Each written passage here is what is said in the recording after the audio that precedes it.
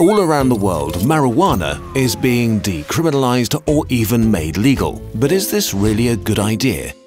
In the online debate, the harmful sides are often downplayed. So let's look at the three most powerful arguments against legalizing marijuana.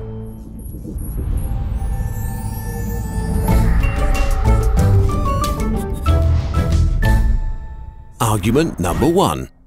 In the last few decades, marijuana has been engineered to become much more potent.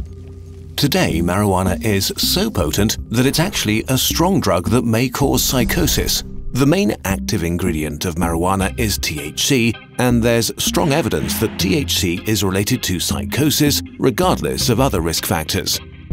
Marijuana also contains a substance called CBD that seems to counteract this effect. It's even being tested as a treatment against psychosis and anxiety. But because it doesn't make you high, growers have gradually decreased the amount of CBD in marijuana over the last few decades while increasing THC levels. Sample testing showed that THC levels have risen from around 4% in the 1990s to nearly 12% in 2014, shifting the ratio of THC to CBD from 1 to 14 in 1995 to about 1 to 80 in 2014. It's unclear how precise those tests were, however. Overall, recent findings suggest that the more marijuana you consume and the stronger it is, the higher your risk of developing psychosis. But how high is the risk of psychosis for the general population? A study from Britain found that while marijuana use has risen significantly between 1996 and 2005, the number of schizophrenia cases, a type of psychosis, remained stable. The risk of marijuana-induced psychosis remains the highest for people who already have a high risk of psychosis to begin with. For them, it seems more likely that marijuana speeds up the development of their condition rather than causing it, as far as we know right now. So the reasoning goes, if fewer people have access to marijuana, the lower the risk of marijuana-induced psychosis. But actually, you could argue that precisely because marijuana is illegal, more people will end up with psychosis. Prohibition makes illegal drugs stronger and more potent because this way you can ship more product in a smaller space and sell it at a greater profit. This is what happened during the prohibition of alcohol in the US, where hard liquor became the norm. And the same is happening with marijuana now. Imagine a world where liquor is the only alcohol available. You have the choice of either not drinking at all or getting much drunker than you would like to. This is the situation for many marijuana smokers today. People didn't stop drinking during Prohibition, and the numbers show that laws don't deter people from using marijuana. We can't make marijuana go away, but we can make it safer. If marijuana were legal, there would be more options for consumers, and regulators could, for example, insist on a high level of CBD. Just like most people don't drink an after-work bottle of vodka, many people would gladly consume the after-work beer version of marijuana. Argument 2. Marijuana is a gateway drug. If it's legalized, there will be a spike in the use of much more dangerous drugs. A 2015 study found that about 45% of lifelong marijuana users took some other illegal drug at some point. Legalizing marijuana could reinforce this trend. As more young people try legal marijuana, they might end up trying harder drugs. But it turns out that the real gateway to drug use comes much earlier: cigarettes. One study showed that teens who started smoking before the age of 15 were 80% more likely to use illegal drugs than those who didn't. And a 2007 study found that teenagers between 12 and 17 who smoked were 3 times more likely to binge drink, 7 times more likely to have used drugs like heroin or cocaine, and were also 7 times more likely to resort to marijuana. But if that's the case, how could making more drugs legal stop the use of hard drugs? At first, it's important to acknowledge that people don't use drugs because they're legal or not. If you want to buy any drug, you'll always find someone happy to sell. The real question is, why do people develop an unhealthy relationship with drugs at all? Studies show that certain conditions make people especially vulnerable to drugs and addiction.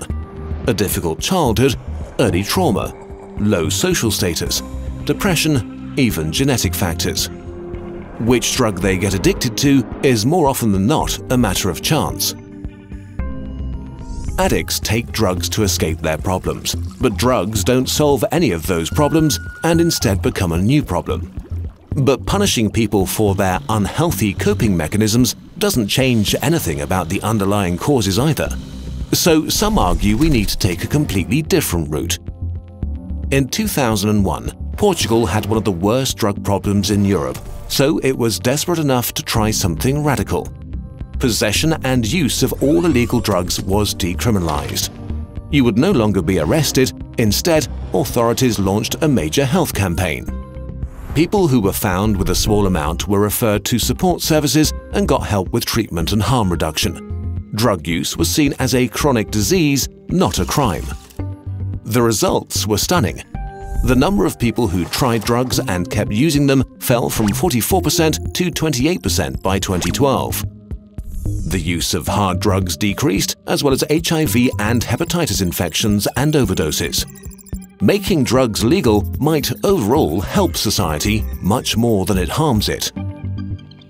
Argument number 3. Marijuana is addictive and unhealthy. It needs to remain illegal to keep harm at a minimum. While marijuana addiction is more psychological than physical, it is still a real problem. The demand for treatment for marijuana addiction has more than doubled in the past decade alone. In total, about 10% of people who try marijuana will become addicted. This is also related to higher THC levels. A study released in 2017 tracked the potency of marijuana in Dutch coffee shops over a period of 16 years. For every 1% increase in THC, 60 more people entered treatment nationwide. In terms of negative health effects, some studies linked marijuana use to increased blood pressure and lung problems, while a 2016 study found that marijuana use was unrelated to physical health problems except for a higher risk of gum disease. Some studies showed that marijuana use alters teenagers' brains and decreases their intelligence, but when more recent studies took drinking and smoking into account, the results were inconclusive. Overall, research shows that taking any drugs while the brain is still in development is bad for you. But the truth is, we don't know yet how unhealthy marijuana is. We need more funding for research, which is hard to get while marijuana remains illegal. We can put what we know into perspective, though. 16% of people who consume alcohol become alcoholics, and 32% of people who try cigarettes become smokers. We know for sure alcohol affects your brain, destroys your liver and causes cancer, while tobacco clogs your arteries, destroys your lungs and also causes cancer. 3.3 million people die from alcohol abuse each year, while smoking kills more than 6 million people. Nobody is suggesting tobacco and alcohol are harmless just because they're legal.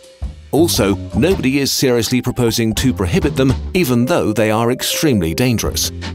Legality is a way to exercise some control over them, especially when it comes to protecting young people. It's often much harder to buy legal drugs for teenagers than to buy illegal ones. Official sellers can get hefty fines and lose their license if they sell to underage kids. Legality creates incentives here that drug dealers can't exploit. So making marijuana legal doesn't mean endorsing it. It means taking responsibility for the risks it poses. It could also open the floodgates to tons of new research that shows us how harmful it really is and to whom. Conclusion: marijuana is a drug, and just like any other drug, it has negative consequences for a sizable portion of the people who use it. It is not harmless. The best way to protect society from its negative consequences seems to be legalization and regulation. Thanks to our partnership with Funk, this video has already been available on our German channel for 2 weeks. Check it out and subscribe to practice your German skills.